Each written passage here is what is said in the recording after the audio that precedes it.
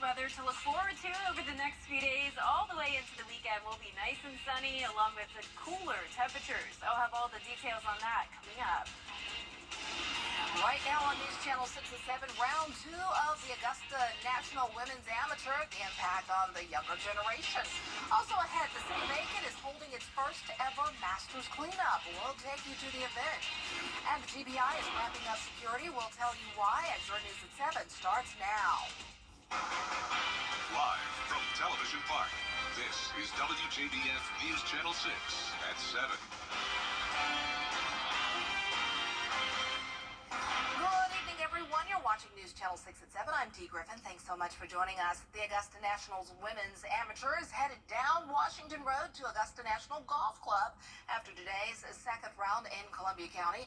Lottie Woad of England is the leader. We have full coverage of the tournament and reaction at WJBF.com. Hannah Latier followed the fun at Champions Retreat today. Strong winds on Thursday made it tough for a lot of the players, but they persevered and gave the younger patrons a lot to look up to. What do you want to be when you grow up, Evie? A golfer. Seeing these women golfers play on a stage as big as this one is inspiring for children who have dreams of following in their footsteps. The tournament is only on its 5th year, but you can see the impact it's already had on the younger generation, especially little girls. 6-year-old Evie Pearson wants to play golf in college and was so excited to meet the players she looks up to. Who is your favorite golfer out here? Macy. 9-year-old Bobby Jones Black Jr., great-great-grandson of golf legend and Augusta National founder Bobby Jones, says tournaments like this make him love golf even more. My great-great-grandfather was one of the best of all time, and my dad has a charity about golf in mind, and I wanted to keep the family chain going. Bobby's father started a foundation called Generation Next Project, a nonprofit geared toward addressing youth mental health through golf. To him, ANWA is a game changer. Anything with the Masters and Augusta National and everything, obviously as a family, we really cherished that. When it was announced that they were going to do a women's amateur, that to me was like one of the best moves I've seen. I also spoke with the founder of the Par 3 Tour, which is based in Augusta and hosts tournaments for golfers of all ages. Its mission is similar to ANWA, making golf inclusive for everyone. It absolutely is inspiring the next generation, and it's an amazing event. And what's most inspiring for little Evie was a surprise to us all. And what's your favorite thing about the golfers out here? Their hair. All of the players will be going to Augusta National on Friday for the practice round, but only the players who made the cut will be playing the final round on Saturday. In Evans, Hannah Latier, WJBF News Channel 6. Augusta Aviation is making preparations for its busiest week of the year. Augusta Aviation typically sees 15 to 20 airplanes a day for an average week, but for Masters, they anticipate 80 to 100 planes coming in on a daily basis. Daniel Field will have 4 air traffic controllers to manage the field, and they will have plenty of space on the terminal for the aircraft.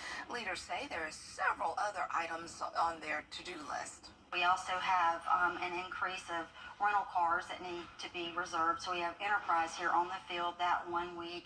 We have to rent vans and golf carts. We have to hire new or additional people that week just to kind of accommodate everything that goes on the field. So it's a major work in progress.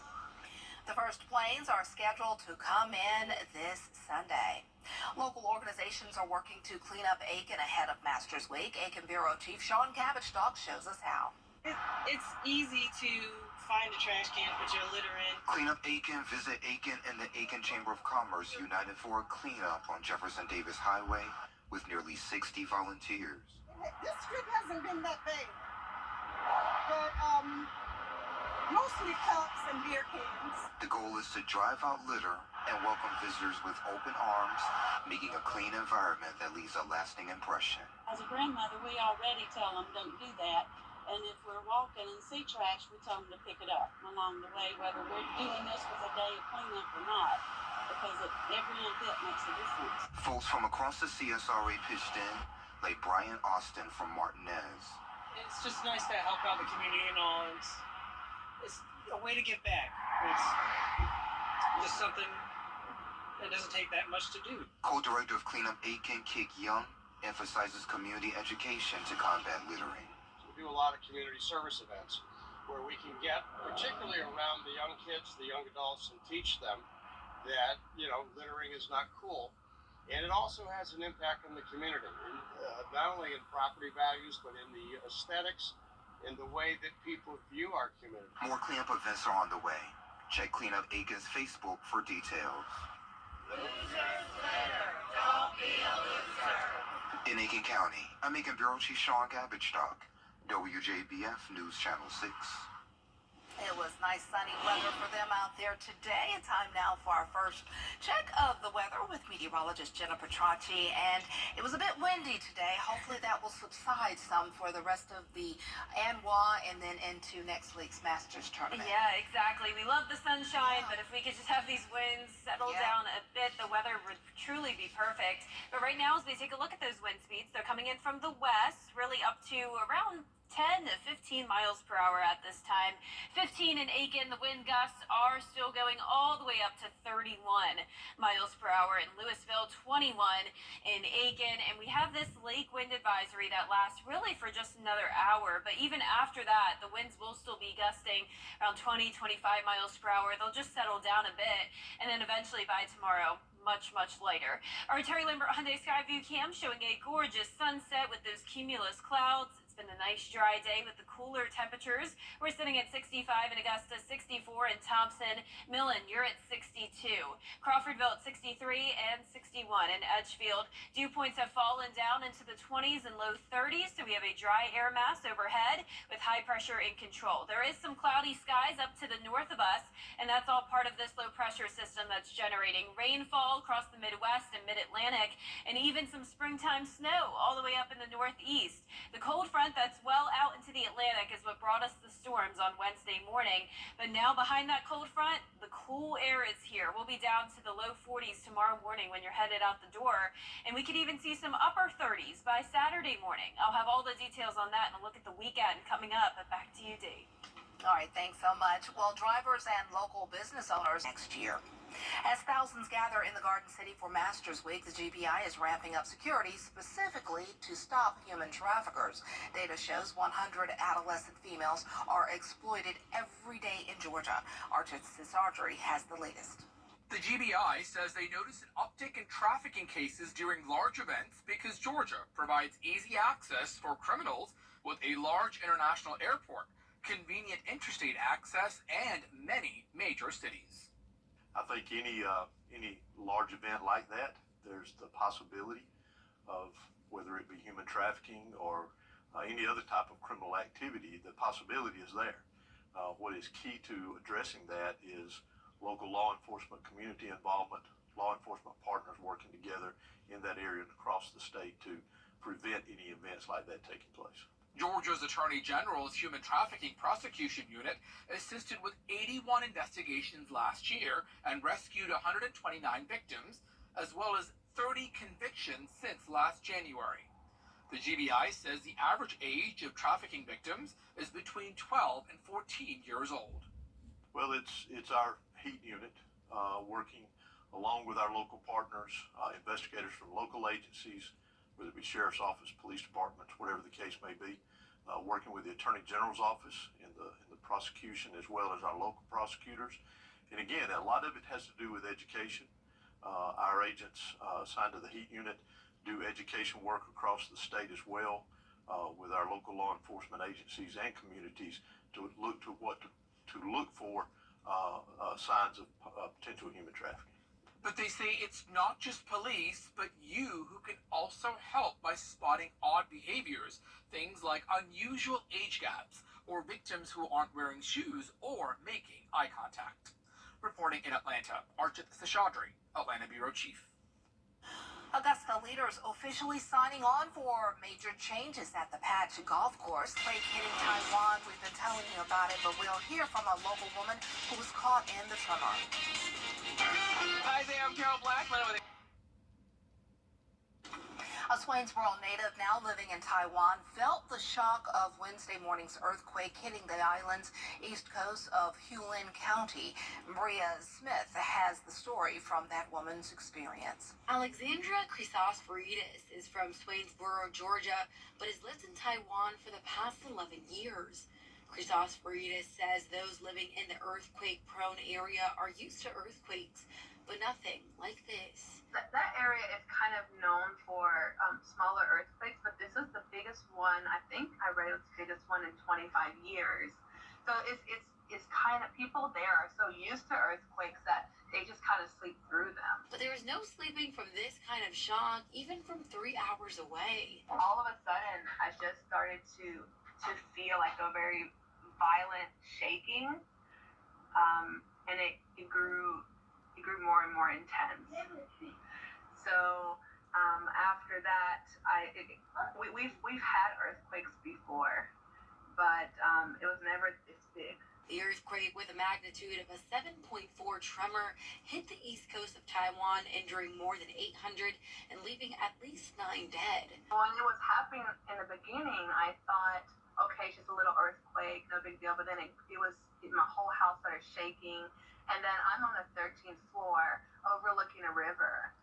So I had never experienced something so violent. And I was holding on to the door frames, and this was like the first thing in the morning. And I started praying. I just started praying. With this being Taiwan's most dangerous earthquake since 1999, an urgent search and rescue team was arranged that year to help bring people to aid as quickly as possible. So they got all the kids outside in the open field. And they had them cover their heads. They went outside, and inside the rooms kind of got trashed. And even after that, we felt aftershocks. Chrysosphorides says she knows how she felt and can only imagine what those in the center of it all might have felt. In Augusta, Maria Smith, WJBF, News Channel 6. Windy conditions this Thursday evening. Winds will settle down a bit tomorrow with the sun coming back out. Temperatures staying on the cool side. We'll warm up next week, though, along with clouds and some chances of rain. I'll have all those details after this break. Are you ready to... It's 7:30 on News Channel 6.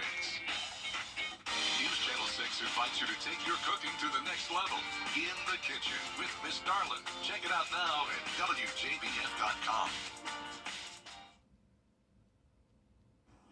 Now, your most accurate forecast with WJBF Live Viper 6. Welcome back. I want to start out with a school shout out to McBean Elementary School. I had a wonderful time Tuesday afternoon teaching them all about severe weather, which was perfect timing before all the active weather we had come in overnight.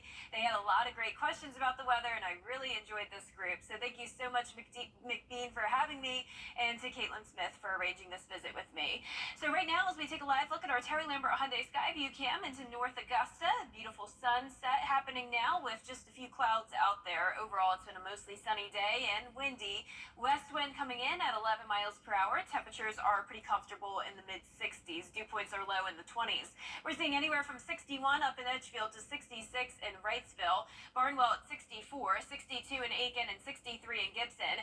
Winds coming in from the west, 15 miles per hour in Aiken and 11 in Augusta, and the wind gusts are higher than that, especially in some of our northern counties. 25 in Aiken and Edgefield, 21 in Augusta. And for the next hour or so, we'll still be under this lake wind advisory. After that, it will certainly still be windy, but at that point, the wind should be under 35 miles per hour at least, so we'll take it. Satellite radar showing the mostly clear conditions with just the clouds to the north of us, all part of this low pressure system that brought us the storms on Wednesday morning and is still bringing some showers and storms and even snow into parts of the northeast. So very active in that part of the country. But for us, we have high pressure overhead. This is what we call an omega block pattern with low pressure on either side of us, but we are under some really nice weather conditions over the next few days. Great for golfing, definitely great for any outdoor plans.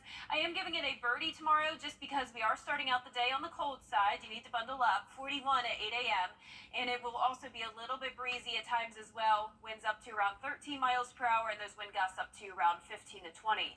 And then we'll get even colder on Saturday morning, low at 39, 60s in the afternoon, and then on Sunday we'll warm right back up into the 70s. Warm temperatures next week as we go into the solar eclipse on Monday afternoon. Now, we're not going to have complete totality here, 76% coverage, but where it is going to be a total eclipse out in Texas, unfortunately, it will be pretty cloudy. Also, some chances of rain, and pretty much all of the country dealing with mostly cloudy skies on the day of the eclipse, including our area. So keep that in mind. We will have some sun here and there, but there will be some clouds out there, and the clouds will stick around pretty much all week long, along with some chances of rain and the warmer temperatures. But in the meantime, not much going on. We have this trough dip down into the East Coast, keeping things breezy tomorrow. But other than that, it won't be until this low pressure system moves in where we'll see our next chance of rain in the cloudy skies. Lows tonight in the upper 30s, low 40s. Highs tomorrow in the low to mid 60s. A nice day, and then over the next 10 days, we're seeing the cooler temperatures warming up on Sunday and all of next week. We will be back into the upper 70s with those chances of rain. Back to you, Dave. All right, thanks a lot. Still ahead, we're counting down the days until the solar eclipse. What you need to know after this break. It's bow tie. The News Channel 6 mobile app is now even better. Download it today. The WJBF Live Viper 6 Skyview Network is sponsored by Terry Lambert Hyundai. Low prices, big selection, and committed to quality customer service. Now to final preparations for Monday's historic solar eclipse. Some schools are closing early, and Indiana has declared an emergency because of the crowds expected, and everyone is asking, will the weather cooperate? Andrea Fujii has more. With just over 4 days to go, communities across the U.S. are over the moon about the total solar eclipse, the first of its kind in the U.S. since 2017. Look how dark it is, how quiet it is. Some schools are canceling classes, while others in the eclipse's path plan some out-of-this-world lessons. In Detroit, students will release a weather balloon to document the event. Indiana's Butler University is recording the sun's corona using these special telescopes. In upstate New York, elementary schools have created special curriculums to help kids understand the eclipse. Students need to know the why behind the experiences in our lives. From schools to prisons, some New York inmates are suing the Department of Corrections for preventing them from watching the cosmic event, claiming their religious rights are being violated. One of the inmates saying, "I don't believe that just because I am incarcerated that I should be denied this opportunity, especially when this eclipse is scheduled to happen during normal outside recreation time." The Department of Corrections says the lockdown is intended to ensure the safety of inmates and staff. It's really rare that we get to have a shared collective experience. Despite the anticipation, meteorologists warn severe storms are possible Monday for parts of the southern plains and the lower Mississippi Valley, potentially blocking the view.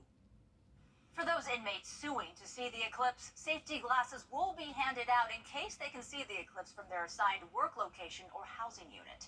Andrea from GE ABC News, New York. Still ahead, the best baby race ever. We'll tell you all about it after the break. Coleman Service Channel 6.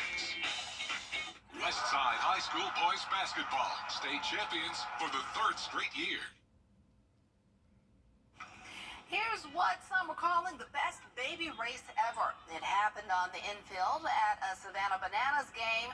Things started off slow, with no one moving at first. The babies are like, what are we doing here? But then one baby takes off toward the finish line, stopping just shortly, giving a chance for another one to come from behind and win. The Savannah Bananas are calling it the comeback of the century. The baby learned a valuable lesson. Just start and keep going. Look at this. Look. So fast. Like, I'm getting there. Oh, yeah. Well, they should give the other baby something. I mean, he or she tried, right? Right? I mean, that one definitely stands out, but yeah, I mean, they all need something. Crawl really fast. Yeah, that makes me want to go to a Savannah Bananas game. I haven't been It's yet. so much fun. It seems We fun. love your green jackets. We do. I know. But the Savannah Bananas games are fun. Yeah, and I go to plenty of Green Jackets games, so of course, love those as well. Yeah, love Our those. 10-day forecast showing the nice sunny skies through the weekend. Cooler temperatures for now, but back to the 70s Sunday, upper 70s next week with increased chances of clouds and unfortunately a few showers for Massachusetts. And that just reminded me I need to check on my green jackets when we need to go to a game. So me Oh, and my mom yeah. and our family friend Miss Bessie. So we love Oh, this. that'll be a fun time. Yes. Thank you so much for joining. Entertainment Tonight is next.